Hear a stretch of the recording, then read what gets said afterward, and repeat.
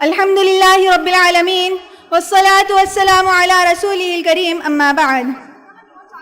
محترم و مکرم حاضرین کرام، معزز علماء کرام، مہمانان خصوصی، ذمہ داران جامعہ، مشفق معلمین و معلمات اور عزیز سامعین و سامعات، میری تقریر کا عنوان ہے موجودہ معاشرے کی بگڑتی صورتحال۔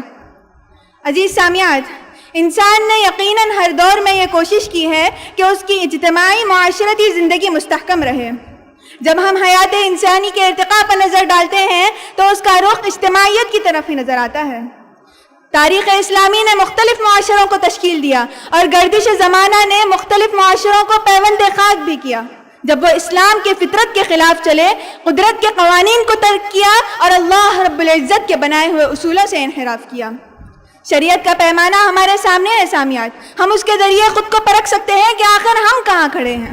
سورہ بقرہ میں اللہ نے ارشاد فرمایا وَلَا تُلْقُوا بِأَيْدِيكُمْ إِلَى التَّهْلُكَةِ، کہ اپنے ہاتھوں کو ہلاکت میں نہ ڈالو۔ لیکن افسوس کہ ہم نے اپنے آپ کو اور اپنی ساری ملت کو ایسی راہ پر ڈالے رکھا ہے جو صرف اور صرف ہلاکت کی جانب لے جاتی ہے۔ نتیجہ یہ ہوا کہ ہر قسم کا فتنہ ہمارے معاشرے میں عام ہو گیا ہے۔ کہیں غیرت کے نام پر قتل و خوریزی ہو رہی ہے تو کہیں عقائد کے نام پر دنگا فساد ہو رہا ہے، کہیں نسلی تفاوت کا شور شرابہ ہے تو کہیں صوبائی عصبیت کے جوہر کھل رہے ہیں۔ آئیے سامعات، ہم اپنے آپ پر اور اپنے معاشرے پر ایک تنقیدی نظر ڈالتے ہیں اور غور کرتے ہیں کہ آخر ان کے اسباب کیا ہیں، ان کا ذمہ دار کون ہے اور اب ان کی اصلاح کی ذمہ داری کن ہاتھوں میں ہے۔ یہ بات بالکل عیاں ہے کہ ایک معاشرے کی بنیاد اور اس کی ریڑھ کی ہڈی نوجوانوں پر مشتمل ہوتی ہے، اور جب ریڑھ کی ہڈی کمزور پڑ جائے تو سارا کا سارا معاشرہ جھک جاتا ہے۔ لہذا موجودہ صورتحال بالخصوص نوجوانوں کے لیے تشویشناک ہے۔ آج کے نوجوانوں کو دیکھ کر افسوس ہوتا ہے۔ کہیں نوجوان لڑکوں کا ایک طبقہ فیشن کے نام پر بے ڈھنگ اور بے ترتیب بالوں کا دلدارہ بن گیا ہے، گلے میں لاکٹ، کھلے گریبان، ہاتھوں میں بریسلیٹ، موبائل فون لیے گھومتے پھرتے ہیں۔ وہیں نوجوان لڑکیوں کی ایک اچھی خاصی تعداد بھوندے سینڈل، چھوٹے چھوٹے بال اور مردانہ لباس زیبتن کیے ہوئے گھومنے میں فخر محسوس کرتی ہیں۔ ان حالات میں بھلا بہترین معاشرے کی تشکیل کیسے ممکن ہے؟ یہ ایک بہت بڑا المیہ ہے کہ آج کے نوجوان بگڑ رہے ہیں، لیکن اس سے بھی بڑا المیہ یہ ہے کہ کل کے بچوں کو یہ بگڑے ہوئے والدین ملیں گے۔ لہذا سامعین و سامعات، آج ہمارے معاشرے کو اور بالخصوص والدین اور اساتذہ کو ایسے نوجوانوں کو تشکیل دینے کی ضرورت ہے جنہیں اقبال نے تو شاہین ہے پرواز ہے کام تیرا کہا تھا۔ آج ایسے نوجوانوں کی ضرورت ہے جو حق اور انصاف کے لیے اٹھ کھڑے ہوں۔ آج کے نوجوانوں کے اندر احساس ذمہ داری پیدا کرنے کی ضرورت ہے۔ اسی طرح معاشرے کی اس انحطاط کا ایک اور بڑا سبب علماء کی بڑھتی ہوئی کوتاہیاں ہیں۔ نبوت اور رسالت کا سلسلہ تو محمد رسول اللہ صلی اللہ علیہ وسلم پر ختم ہو گیا، لیکن آپ صلی اللہ علیہ وسلم نے العلماء ورثۃ الانبیاء کہہ کر یہ ذمہ داری علماء کرام پر سونپی ہے۔ میرے مخاطب بالخصوص خواتین ہیں جو فارغات جامعہ ہیں لیکن وہ اپنی ذمہ داریوں سے غفلت برتتی ہیں، جنہوں نے عوام الناس کی طبیعت کے لحاظ سے صرف اور صرف نرم لہجہ اپنایا ہوا ہے، جو یہ تو بتاتے ہیں کہ اللہ رب العزت غفور ہے، رحیم ہے، کریم ہے، غفار ہے، لیکن یہ نہیں بتاتے کہ شدید العقاب، القوی، القہار اور الجبار بھی وہی ہے۔ حالانکہ سورہ بقرہ آیت نمبر 80 میں مذکور ہے کہ جب یہود اللہ کے عذاب سے بے خوف ہو کر کہنے لگے کہ لن تمسنا النار الا ایاما معدودہ، کہ ہم کو آگ نہیں چھوئے گی مگر چند دن، تو جواب آیا اتخذتم عند اللہ عہدا فلن یخلف اللہ عہدا، کہ تم نے اللہ سے عہد لے لیا ہے اور اپنے عہد کو وہ ہرگز نہیں توڑے گا۔ اور حکمت کا تقاضا بھی یہی ہے سامعات کہ جب معاشرہ بدکاری، بے راہ روی کے اس حد کو پہنچ چکا ہو تو نرم و نازک لہجے سے ان کی سستی و کاہلی میں مزید اضافہ ہی ہوگا۔ آج ایسے گفتار کی ضرورت ہے جو ان کے کلیجوں کو جھنجھوڑ کر رکھ دے، ان میں اللہ کا، اس کے عذاب کا، اس کی گرفت کا خوف، ملت کا احساس اور فکر دوبارہ پیدا کر دے۔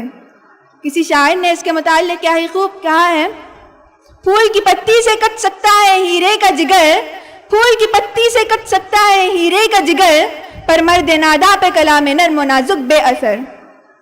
اسی طرح سامعین و سامعات، معاشرے کی اس بگڑتی صورتحال کا ایک اور بڑا سبب مغرب پرستی اور مغربی تہذیب سے متاثر ہونا ہے۔ تاریخ شاہد ہے کہ جب تک مسلمان اپنے دین پر ڈٹے رہے، اللہ اور رسول سے محبت کرتے رہے، تب تک وہ عروج و سربلندی سے ہمکنار رہے۔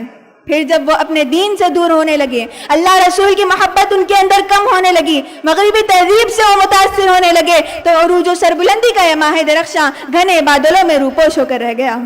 آج ہم ایسے دور میں زندگی گزارتے ہیں جہاں شریعت کے ہر حکم کو عقل کی کسوٹی پر پرکھا جاتا ہے۔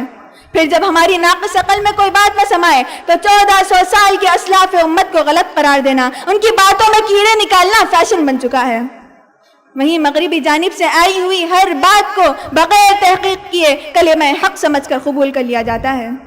یہ دراصل ہمارے دشمن ہیں سامعات، جنہیں ہم اپنا دوست بنائے بیٹھے ہیں۔